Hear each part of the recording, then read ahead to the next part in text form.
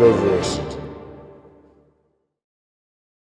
Greetings, I'm Shad, and I want to talk a little bit about this image because, what the heck is it? What's the logic behind it? And there is actually logic behind it. And I think it's a fun, interesting concept that a number of people were just like, oh, okay, all right. The image has appeared briefly in my monks video, medieval monks video, Fantasy Rearmed, as an example of a character that focuses on melee combat over using, weapons like swords. So it's a brawler character. And I want to unpack that a little bit and talk a bit about it. Also, the origin of the image, because it caught some people's attention. Like that. Okay, he's got.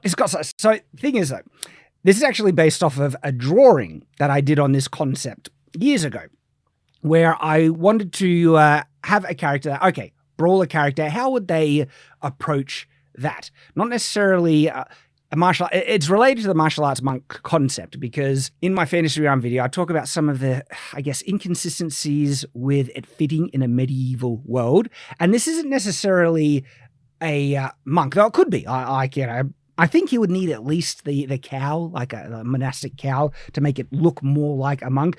But this is actually a character that focuses on martial arts, hand combat, also grappling and things, but not necessarily has the religious devotion side to it that I mentioned in my Fantasy Realm video. Now, he could perhaps have been trained by those monks, all right, and through intense martial training is achieving the same abilities that those, monks have achieved, but he hasn't taken on the life or vows of a monk living in a monastic order. But it also could just be someone who trained in hand-to-hand combat. And so with my original image, I was approaching that, if they wanted to focus on hand-to-hand combat, how would they do it? Because you need to deal with some really deadly weapons.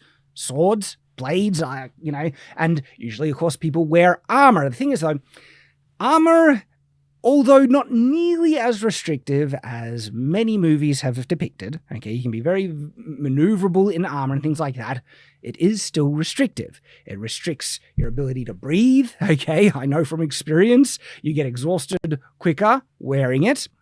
And it is not the most convenient thing to wear in intense athletic exertion. It can be done.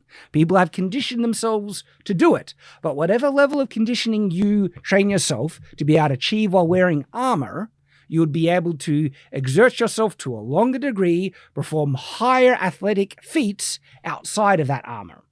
That's just the reality, Armor does have a weight. It's just not as heavy as people have said, but it still has that weight.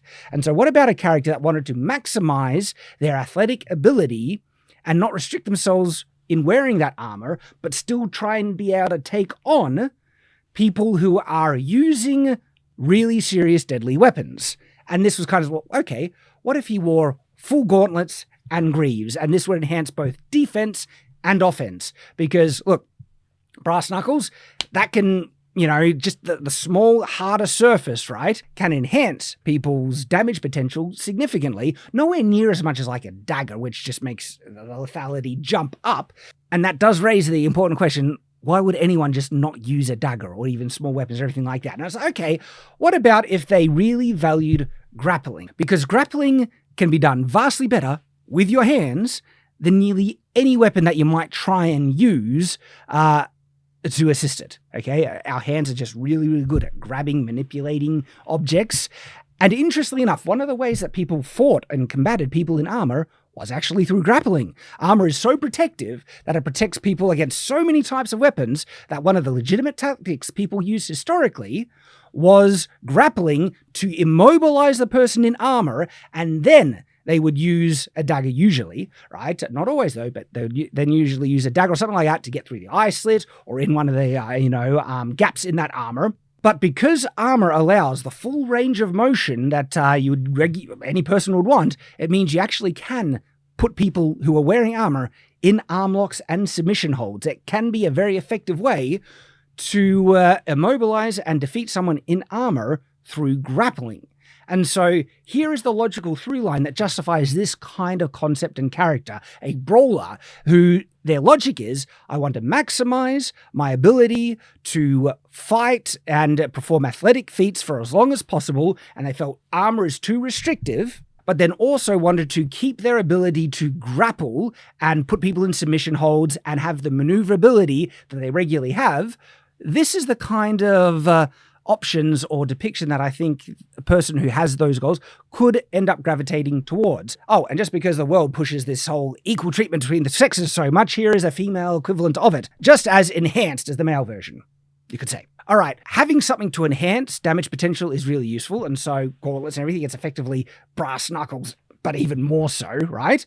And they have metal on their legs now for kicking. No risk of breaking your shin bones or anything like that because you're literally kicking with Greaves metal. And even a metal plate on the head for headbutts, all right? And there's an interesting trade because in some instances, you fighting like this might actually be more effective than swords. If you had an armored fist and you were this jacked, right, that tough, a massive punch to, an armored opponent's helmet, okay, could rattle them and knock them and do more damage than you could potentially do with a sword. And then, of course, the grappling and submission holds, right? Like this character could be specifically trained to take on armored opponents. He could be the anti-knight character. And people are like, oh, what? Because here's the other thing that this type of character could get a massive advantage out of. Nullifying opponents' weapons, especially large weapons like polearms and large swords and things like that. Closing the distance and grappling prevents that opponent from using large weapons. Now, they might then try to get a dagger out, but even using a dagger, grappling is very, very awkward, where the purpose of this character is to nullify the opponent's weapon and to defeat opponents in armor through grappling and massive hits. And he would also still be hugely lethal against normal, regular opponents, right?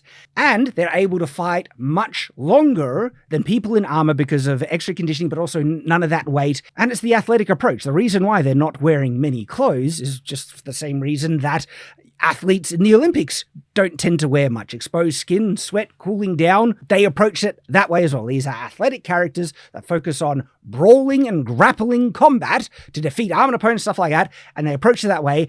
And it's actually a pretty cool character concept that I do want to use in my own, medieval fantasy settings. And the character type did get to peek out a little bit in my medieval monks video. Well, this is now taking the unarmed combat. It's like basically looking for fun, interesting ways to include unarmed combat in medieval fantasy even more. On top of just medieval monks, now we have the brawler type character class that I think could be really, really cool. And this was the initial concept that I drew down. And then, of course, I love using AI tools to enhance my original concepts into greater detail and quality, genuinely. I just love you can enhance it. I do this with a lot of my own images. I have a lot of fun with AI art. And I'm very grateful that I get to depict my ideas and concepts to that level of awesomeness. Okay, so it wasn't just like a random image in that other video. There was a concept behind it that I have fun with and I wanted to share with you. What do you guys think about this idea behind? Because I think that is the best way to approach it. Gauntlets on the hands, because